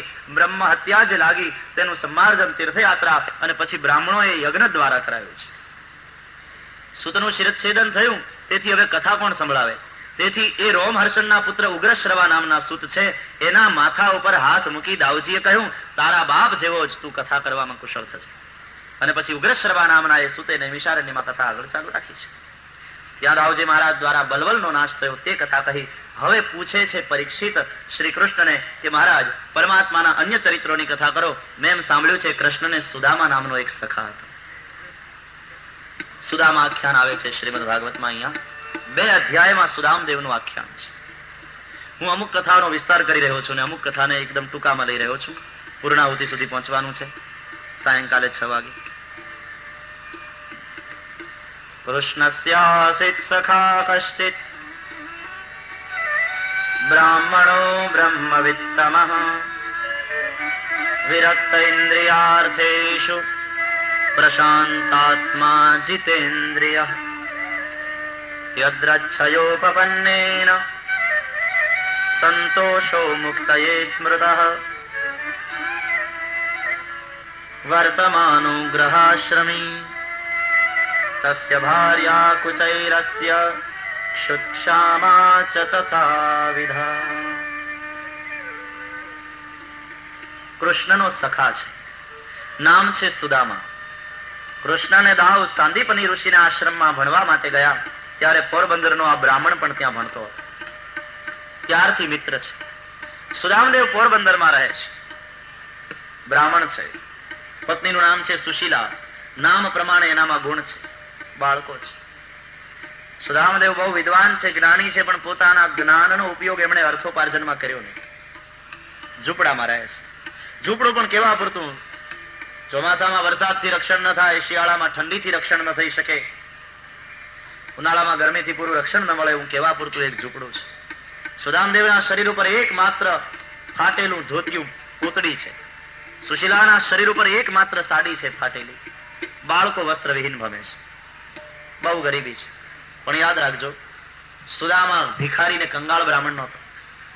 સુદામાને ભિખારી કેવું એ સુદામાને ગાળ દેવા બરાબર છે, એ અપરાધ કરવા બરાબર છે. સુદામા ભિખારી નથી. સુદામા તો શ્રેષ્ઠ બ્રાહ્મણ છે. બ્રાહ્મણો બ્રહ્મવિત્તમાં, બ્રહ્મને જાણનાર છે, વિરક્ત છે. બ્રાહ્મણનું સંતોષ અને તપ આ 2 ધન છે સાચા. બ્રાહ્મણની પાસે સુદામાને ભિખારી કેવું એ સુદામાને ગાળ દેવા બરાબર છે, એ અપરાધ કરવા બરાબર છે. સુદામા ભિખારી નથી. સુદામા તો શ્રેષ્ઠ બ્રાહ્મણ છે. બ્રાહ્મણો બ્રહ્મવિત્તમાં, બ્રહ્મને જાણનાર છે, વિરક્ત છે. બ્રાહ્મણનું સંતોષ અને તપ આ 2 ધન છે સાચા. બ્રાહ્મણની પાસે સંતોષ રૂપી ધન હોવો જોઈએ, બ્રાહ્મણ તપોધન હોવો જોઈએ. એકાદશીને બીજે દિવસે બ્રહ્મદેવ યજમાનને ઘેર પધાર્યા. યજમાને કહ્યું કે મહારાજ આજે દ્વાદશી છે તે તમે પધાર્યા, સારું થયું. કહો જમવા બેસી જશો કે સીધું બાંધી આપીએ? આ બ્રહ્મદેવ બોલ્યા કે જમવા બેસી જાઉં છું, ત્યાં સુધીમાં સીધું તૈયાર કરીને રાખો. હવે આમાં સંતોષ ક્યાં ટકે? સંતોષ જેની પાસે છે તે શ્રીમંત છે. દરિદ્ર એ છે જ્યાં અસંતોષ છે. સત્વા ભવતુ દરિદ્રી યસ્ય તૃષ્ણા વિશાળ. અને બ્રાહ્મણની પાસે તપરૂપી ધન હોવું જોઈએ. બ્રાહ્મણ કોઈ દિવસ ગરીબ ન હોય. બ્રાહ્મણને ગરીબ કહેવાય જ નહીં. ગરીબ ક્યારે? એની પાસે તપરૂપી ધન ન હોય, એની પાસે સંતોષરૂપી ધન ન હોય, એના જીવનમાં સદાચાર ન હોય. બ્રાહ્મણ પૂજ્ય છે એનામાં 4 વસ્તુ હોય તો. જન્મથી બ્રાહ્મણ હોય તેથી પર્યાપ્ત નથી, પણ 4 વસ્તુ હોવી જોઈએ. શું? એક તો વેદ વિદ્યા હોય એની પાસે. બ્રાહ્મણનો જન્મ એ માટે છે. બ્રાહ્મણ હોય અને વેદ ન હોય એના મોઢામાં, વેદ વિદ્યા હોય. બીજું તપ. બ્રાહ્મણ પાસે તપરૂપી ધન હોવું જોઈએ. વિદ્વાન તો બની જાય, પણ નિજી જીવનમાં જો સાધના ન હોય તો, તપ ન હોય તો. વેદ વિદ્યા હોય, તપ હોય. ત્રીજું સંતોષ હોય. બ્રાહ્મણની પાસે સંતોષ રૂપી ધન હોવું જોઈએ. બ્રાહ્મણનો હાથ આમ કરવા માટે છે, આમ કરવા માટે નથી. હાથ આમ કર્યો તો ભિખારી થાય. એ આશીર્વાદ આપે. બ્રાહ્મણ તો આપે. ત્રીજું, બ્રાહ્મણ નિર્વ્યસની હોવો જોઈએ. એને કોઈ વ્યસન હોય એ ઠીક નહીં. બ્રાહ્મણત્વ લાજે. એ અગ્નિહોત્ર કરે તે બરાબર, પણ એ સિગારેટના ધુમાડા ફૂકે. એને ઘરે યજ્ઞના ધુમાડા હોય. સદાચાર હોય, નિર્વ્યસન હોય. 4 વસ્તુ હોય તો બ્રાહ્મણ પૂજ્ય છે. ભગવાનને બ્રાહ્મણ પ્રિય છે. ભગવાન બ્રાહ્મણ પ્રિય. અને એમાં સુદામદેવ તો વળી વિદ્વાન છે, તપોધન છે, સંતોષરૂપી ધન છે એની પાસે, અને સદાચાર પણ છે. વ્યસન છે પણ શ્રી હરિના ભજનનું, પ્રભુ ભજનનું. ટેવ પાડવી હોય તો આવી જ પાડો. ટેવરે પડી અમને, એ ટેવરે પડી રે રે, હરિના ભજનની અમને ટેવરે પડી. પ્રભુના એ ભજનની અમને ટેવરે પડી. આવી ટેવ છે સુદામા. અયાચી બ્રાહ્મણ છે, કોઈની સામે હાથ લંબાવતા નથી. ક્યારેક કોઈક વૈષ્ણવ આવીને કંઈક આપી જાય, સીધું વગેરે, તો વળી રાંધીને ખાય, નહીં તો ઉપવાસ થાય. સુદામદેવના શરીર ઉપર એક જ ફાટેલી પોતડી છે. સરિતામાં સ્નાન કરે, બહાર આવે, બદલાવા માટે બીજું કપડું તો છે નહીં. ભીની પોતડીએ જ સંધ્યા કરવા બેસે, ગાયત્રીના જપ કરે. શરીરની ગરમીથી ને સૂર્યના તડકાથી એ પહેરેલી ભીની પોતડી એમને સુકાઈ જાય. ગાયત્રીના જપ કરતા કરતા મધ્યાહન થાય, એટલે મધ્યાહન સંધ્યાનો સમય થઈ ગયો હોય. વળી પાછા સરિતામાં સ્નાન કરે, વળી ભીની પોતડીએ બહાર આવે, વળી મધ્યાહન સંધ્યા કરે, પછી જપ કરે, હોમ વગેરે કરે, વૈશ્વદેવ કરે, તર્પણ કરે. બપોરના કઈ જમવાની તો માથાકૂટ હોય નહીં, કઈ હોય તો જમે ને. કોઈ કઈ આપી ગયું હોય તો વળી પ્રસાદ લઈ લે, નહીં તો ઘણાને ભોજનમાં આનંદ આવે ને ઘણા આનંદનું ભોજન કરે. સુદામો એવો છે, એને તો આનંદનું ભોજન, 8 પહોર આનંદ હરીને ભજે છે. વળી સાયમ સંધ્યાનો સમય થાય, વળી સ્નાન કરે સરિતામાં, વળી ભીની પોતળીએ બહાર આવે, સાયમ સંધ્યા કરે, ગાયત્રી જપ કરતા કરતા મોડી રાત થાય એટલે ઠાકોરજીનું નામ લઈને સુઈ જાય. સવારના ઉઠે એટલે વળી પાછી એની એ ક્રિયા ચાલે. બાળકોને પહેરવાના કપડા નથી તો શિયાળામાં ઠંડીથી એને બચાવવા માટે ઓઢાડવાનું તો ક્યાંથી હોય? બાળકો થરથર ધ્રુજતા હોય ત્યારે સુશીલાજી પોતાના પતિ હોમ કરે પછી જે રાખ વધી હોય એને સાચવી રાખે. અને રાત્રિના જયારે બાળકો સુઈ જાય ત્યારે એની માથે રાખના સુંડલા ભરી ભરી નાખે. ખાલી ડોકા બહાર રહે, બાકીનું આખું શરીર ભસ્મની અંદર દટાઈ જાય. આવી રીતે એને ઢાંકી દે રાખમાં. આમ બાળકોનું ઠંડીથી રક્ષણ કરે. આ ગરીબી છે, પણ ગરીબી એ સુદામાનું ગૌરવ છે. આને ગરીબ ન કહેવાય, આને શ્રીમંત કહેવાય. આટલું હોવા છતાં પણ પત્ની પણ કોઈની સામે હાથ લાંબો ન કરે. ક્યારેક બહુ ભૂખ્યા થયા હોય બાળકો, ભૂખ લાગી છે, ભૂખ લાગી છે, માને પુકાર કરતા હોય, અને સુશીલાજી ખોટે ખોટું પાત્ર ચડાવે ચૂલાની માથે, એમાં પાણી નાખ્યું હોય, પાણી ગરમ થતું હોય અને એમાં ચમચો હલાવે, પણ પાણીનું આધરણ તો મૂકે પણ એમાં લાપસી બનાવવા સારું નાખવા માટે લોટ ન હોય એની પાસે. અને ભૂખ લાગી કરતા બાળકો એમને સુઈ જાય ત્યારે આંખમાં આંસુ હોય ને સુશીલાજીએ ગરમ પાણી નીચે ઉતારી. આ ગરીબી છે. એક દિવસ તો 7 દિવસની લાંઘણ થઈ. એક વાર બાળકો ભૂખ્યા હાડપિંજર જેવા છે. સુદામદેવ સવારના જાગ્યા, ત્યારે સુશીલાજી રડતા. કેમ દેવી? નાથ, 7 દિવસથી કંઈ ખાવાનું મળ્યું નથી. હું ને તમે તો ભૂખ્યા રહી લઈએ, પણ આ બાળકોનું શું? મારા બાળકો ભૂખ્યા છે. અને નાથ, દ્વારકાના શ્રી કૃષ્ણ તો આપના મિત્ર છે ને. તમને દ્વારકા જવાનું મન થતું નથી? તમે દ્વારકા જાઓ ને. ઓ દેવી, શું તું મને માગવા જવાનું કે છે ત્યાં? અરે તારા સહકારથી તો અત્યાર સુધી મારું અયાચી વ્રત ટક્યું છે, અને આજે હવે તું હિંમત હારી ગઈ? મારું વ્રત તું તોડાવીશ? તું મારી પત્ની થઈ ને? ના, હું તમારી પત્ની છું, પણ મારા બાળકોની માતા પણ ખરી ને. મારા છોકરા ભૂખ્યા છે, ખાવાનું નહીં મળે તો મને બીક લાગે છે કે આમાંથી એકાદ બાળક ઓછું થઈ જશે. અને હું તમને માગવા જવાનું નથી કહેતી, હું તમને દર્શન કરવા જવાનું કહું છું. અને ત્યારે પત્નીને રાજી કરવા કે આણે આટલો સહકાર આપ્યો છે મારા અયાચી વ્રતને ઠેકાવવામાં, એ નારીને નારાજ ન કરાય. યત્ર નાર્યસ્તુ પૂજ્યંતે રમંતે તત્ર દેવતા. આપણી સંસ્કૃતિ કહે છે જ્યાં નારીઓ પૂજાય છે ત્યાં દેવોનો વાસ છે. તૈયાર થયા સુદામદેવ, અને બીજો આ અર્થમાં એને એમ વિચાર કર્યો, ઠીક છે, શ્રી હરિનું દર્શન તો થશે, વર્ષો પછી કૃષ્ણને મળાશે. સુદામદેવ તૈયાર થયા. એ જુઓ સુદામાજી દ્વારિકામાં જાય છે. હે જુઓ ગાયો, અરે જુઓ સુદામાજી દ્વારિકામાં જાય છે.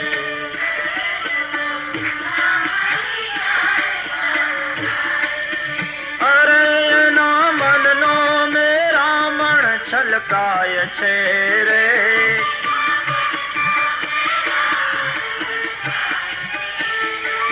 એના મનનો મેરામણ છલકાય છે રે.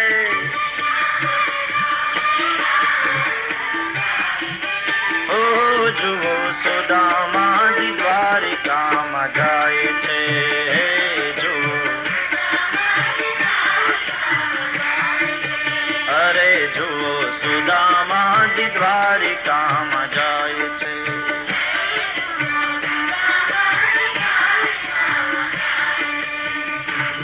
અહીંયાથી આપણે સુદામદેવના આખ્યાનને સંગીતમય લઈશું.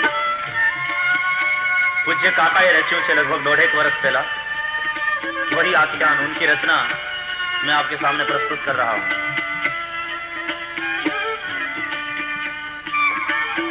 સુશીલા કહે છે સ્વામી શિશુ ભોજનની ખામી. શિશુ એટલે બાળક. મારા બાળકો ભૂખ્યા છે, શિશુ ભોજનની ખામી છે, ઘરમાં છે નહીં. હે સુશીલા કહે છે સ્વામી શિશુ ભોજનની ખામી. સમજ કર ગાઈએ. તમારા દોસ્તાર દ્વારિકાના નાથ છે રે. મારા બાળકો ભૂખ્યા છે ને કૃષ્ણ તમારા મિત્ર છે. દ્વારકાના નાથ તમારા મિત્ર ને મારા બાળકો ભૂખ્યા. તમારા દોસ્તાર દ્વારિકાના નાથ છે રે.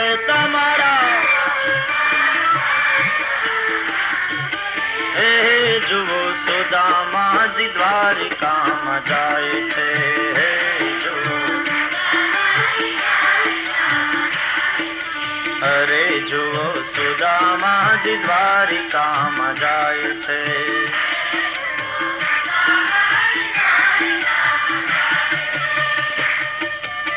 તમે દ્વારકા જાઓ, તમારા મિત્ર છે અને મારા બાળકો ભૂખ્યા છે. સુદામદેવે કહ્યું, બસ દેવી હિંમત હારી ગયા. તું સમજો ને શું કહું, હું માગતા લાજી મરું. માગવા કરતા તો મરવું ભલું દેવી. તું સમજો ને શું કહું, હું માગતા લાજી મરું. તું તો સમજદાર છે. હે માગતા માનવીનું માન ઘટી જાય છે રે.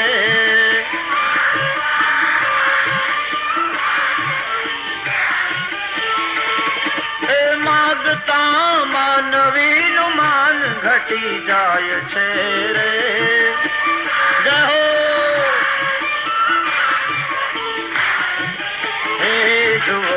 સુદામાજી દ્વારિકામાં જાય છે. હે જુઓ અરે એના મનનો મેરામણ છલકાય છે રે.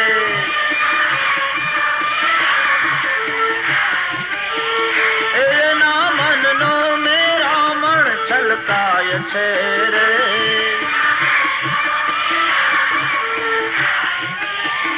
એ જુઓ સુદામાજી દ્વારિકામાં જાય છે. હે જુઓ અરે જુઓ સુદામાજી દ્વારિકામાં જાય છે.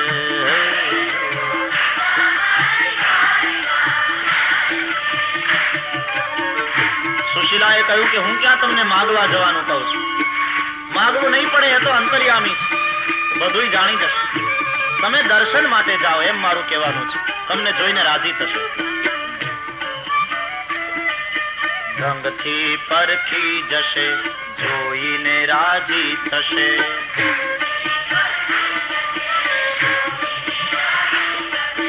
ઢંગથી પરખી જશે, જોઈને રાજી થશે. એ તો ઢંગથી જ ઓળખી જશે કે કઈ જરૂરિયાત છે આને. એ ઘણું આપશે, લક્ષ્મીનો નાથ છે રે.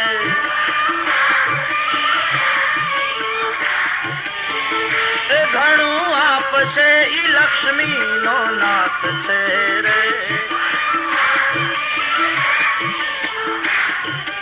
એ જુઓ સુદામાજી દ્વારિકામાં જાય છે. જુઓ અરે જુઓ સુદામાજી દ્વારિકામાં જાય છે.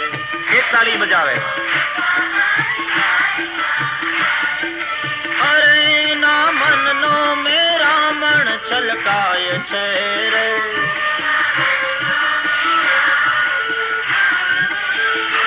એના મનનો મેરામણ છલકાય છે રે.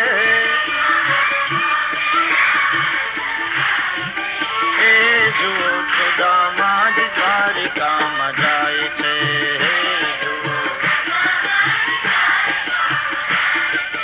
હે જુઓ સુદામાજી દ્વારિકામાં જાય છે.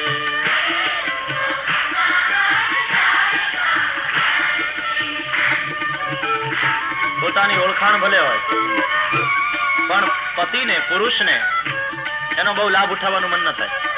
એ કોઈના ઓબ્લિગેશનમાં આવવાનું બહુ વિચારે નહીં. પણ પત્નીને એવો જરા સ્વભાવ હોય છે કે તમારા મિત્ર છે એ તો આપણું કામ કઢાવી લો. સુશીલા ગમે એમ તો એ પોતાના બાળક માટે ચિંતિત છે. ઘણું આપશે, લક્ષ્મીના નાથ છે. માગવું નહીં પડે, જોઈને રાજી થશે અને ઢંગથી જ પરખી જશે. ત્યારે સુદામા તૈયાર થયા, પણ કહ્યું કે દેવી ત્યાં હું જાઉં, ક્યાંક જઈએ ને તો એના છોકરા માટે ભાગ લેતો જવો જોઈએ. એક બિસ્કિટનું પડીકું લેતા જઈએ, કઈ નહીં તો. કૃષ્ણને વંદન કરીશ, પણ એના બાળકો મારી પાસે માગશે કે કાકા અમારા માટે શું લાવ્યા, તો શું આપીશ?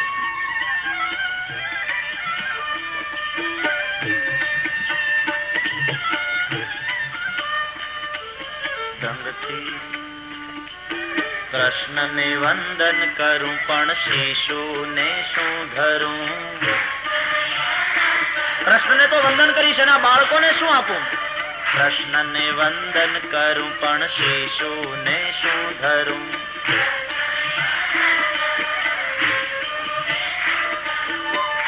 એ જગમાં કેવી ફજેતી મારી થાય છે રે.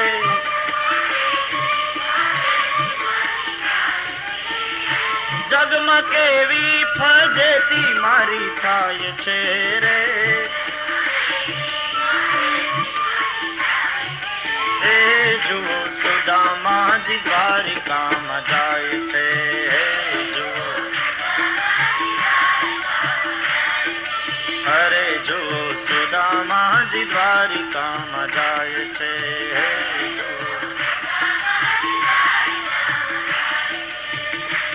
રામાયણના ઉત્તરકાંડમાં ભુસુંડીને થોડા પ્રશ્નો પૂછ્યા છે ગરુડજીએ.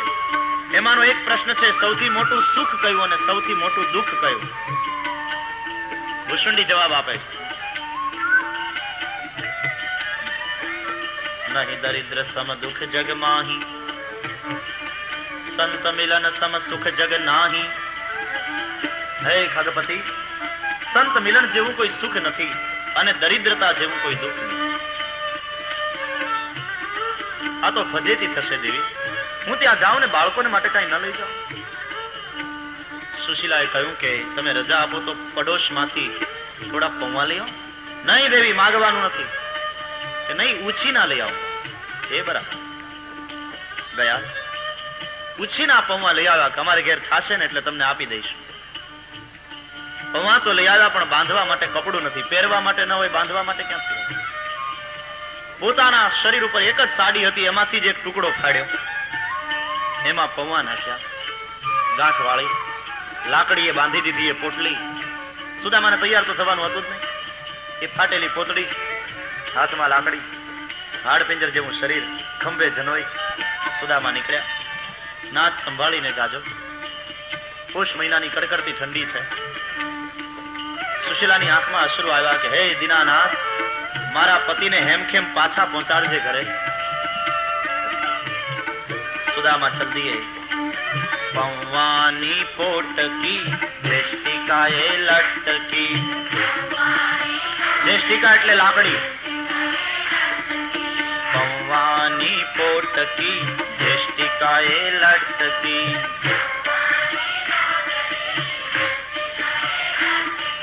મનમાં મનમોહનને મળવાની ચટકી. ઉત્સુકતા છે પ્રભુને મળવાની. હે મનમાં મનમોહનને મળવાની ચટકી.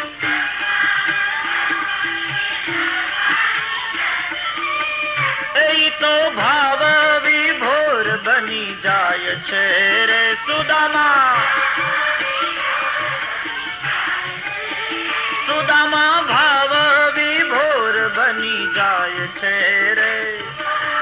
આજે કૃષ્ણ દર્શન થશે. ઘણા વર્ષે અમે મિત્રો મળીશું. જુઓ સુદામાજી દ્વારિકામાં જાય છે.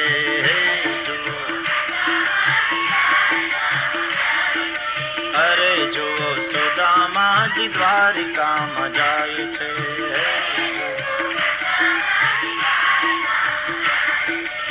પોષ મહિનાની કડકડતી ઠંડીમાં સુદામા ચાલ્યા.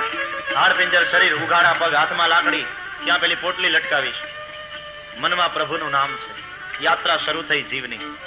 ચલે શ્યામ સુંદર સે મિલને સુદામા. જય હો. ચલે શ્યામ સુંદર સે મિલને સુદામા. गाते जाते मग में हरे कृष्ण रामा. मार्गમાં ગાતા જાય છે. ગાતે જાતે મગ में हरे कृष्ण रामा. ओह चले श्याम सुंदर से मिलने सुदामा.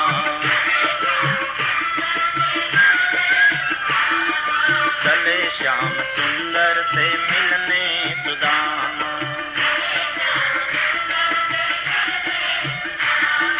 चले श्याम सुंदर से मिलने सुदामा.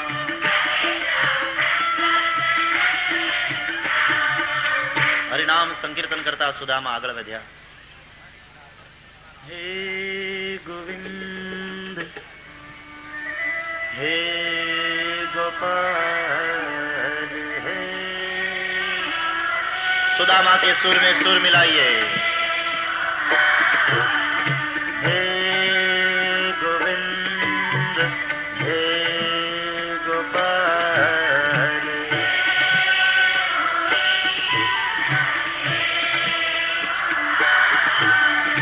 हे दयानिधि, हे दया.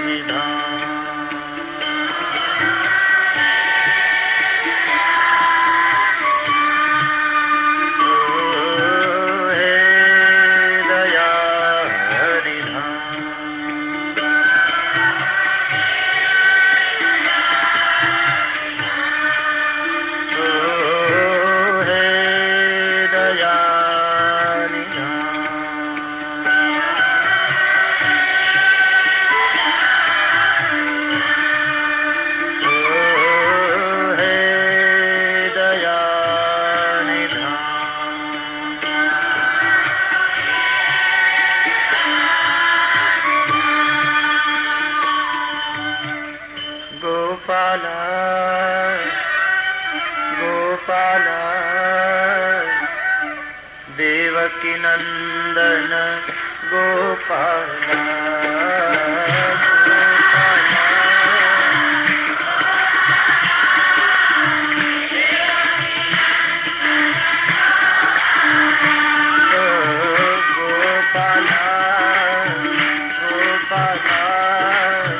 देवकी नंदन गोपाला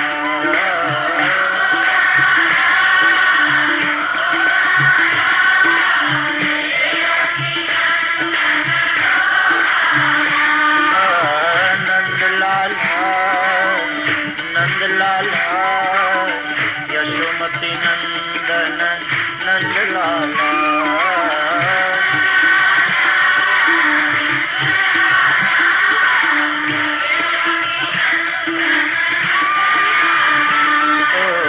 नंदलाला नंदलाला यशोमती नंदन नंदलाला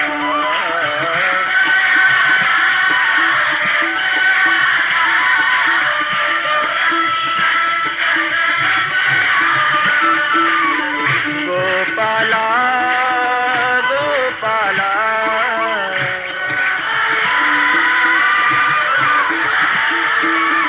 देवकी नंदन गोपाला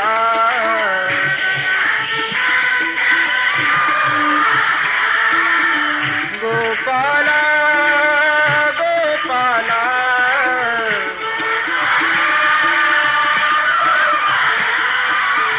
देवकी नंदन गोपाला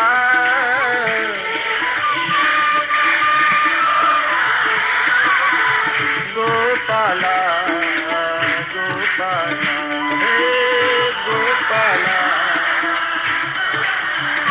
हे देवकी नंदन गोपाला हे देवकी नंदन नंदलाला नंदलाला यशोमती नंदन नंदलाला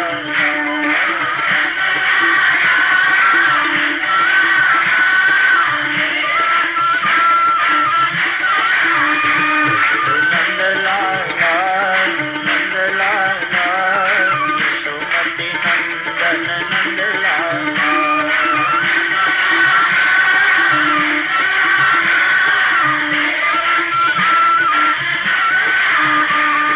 नंदलाला नंदलाला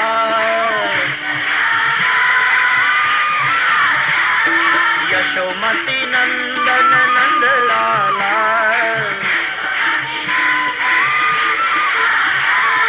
नंदलाला नंदलाला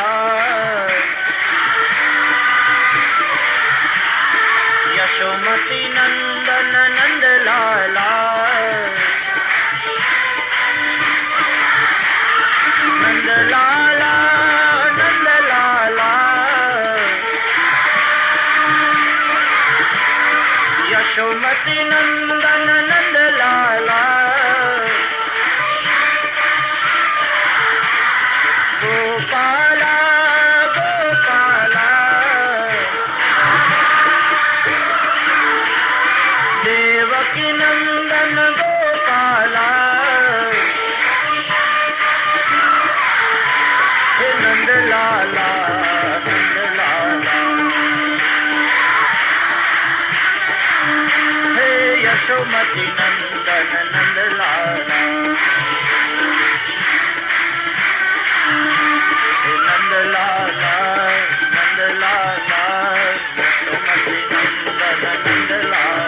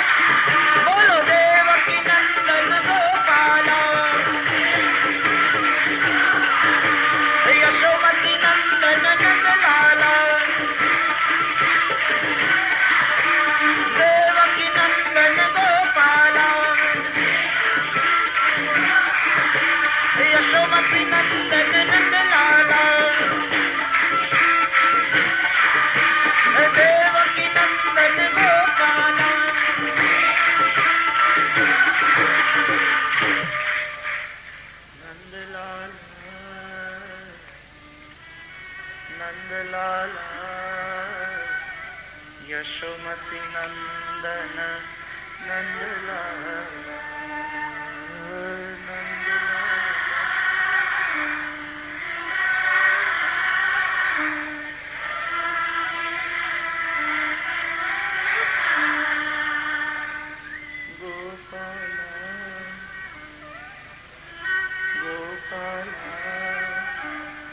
देवकी नंदन गोपाल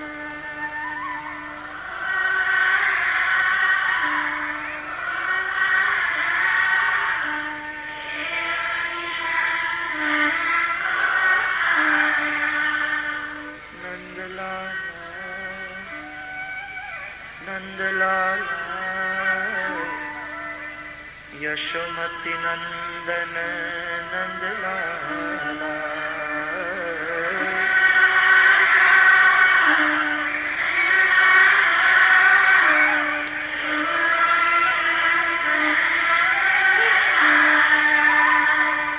यशोमती नंदन नंदलाल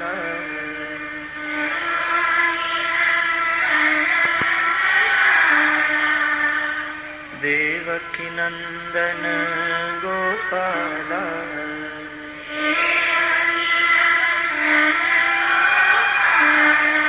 हे यशोमती नंदन नंदलाल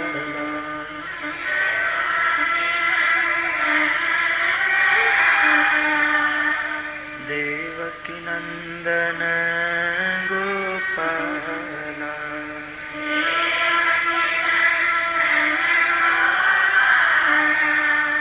हो यशोमती नंदन नंदलाल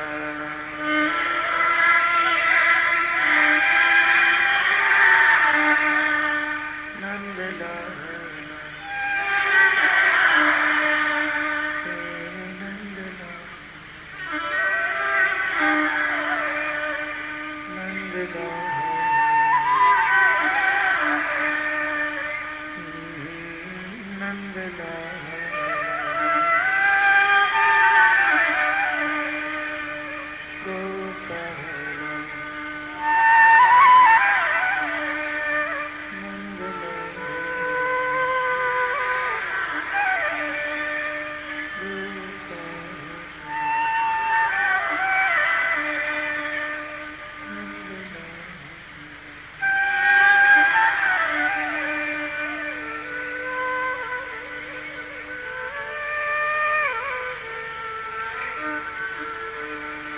हरिनाम संकीर्तन करते हुए भक्त सुदामा द्वारिका की ओर आगे बढ़ रहे हैं।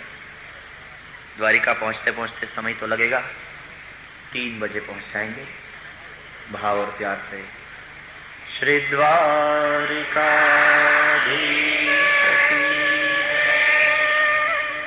श्री गोवर्धन नाथ की, श्री गिरिराज धरण की,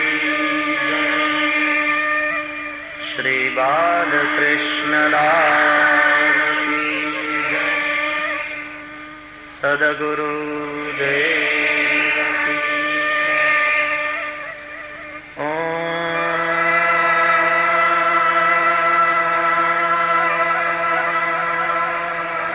नमः पार्वती पतये हर हर महादेव। जय जय श्री राधे,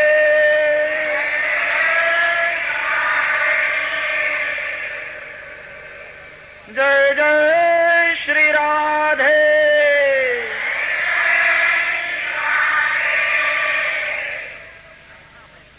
जय जय श्री राधे,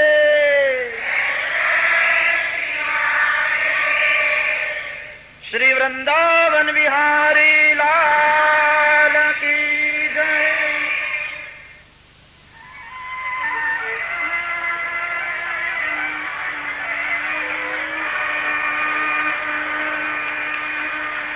ओम नमो भगवते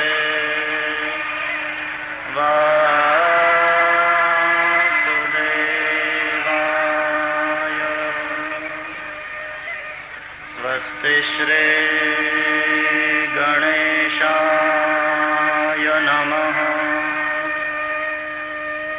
श्री सरस्वत्यै नमः श्री गुरुभ्यो नमः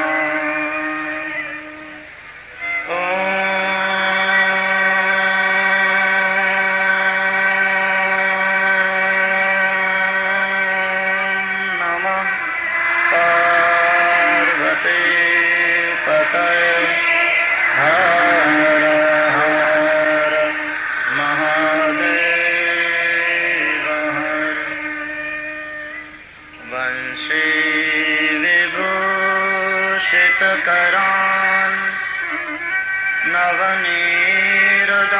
नवनीरदाभात् पीताम्बरात्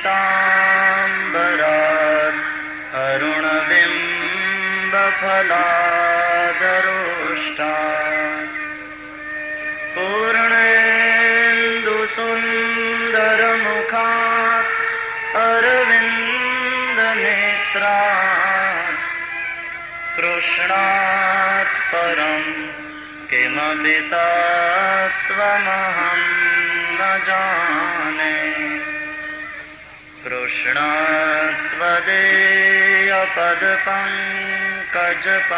कृष्णत्वदीयपदपङ्कजपञ्जरान्ते अद्यैव मे विशतु मानसराजहंस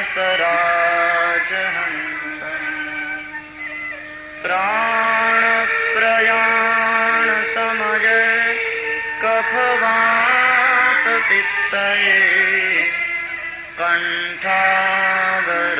कण्ठावरोधनविधौ स्मरणं कुतस्ते श्रीद्वारिकाधीश की जय श्री बालकृष्णलाल की जय सद्गुरुदेव की जय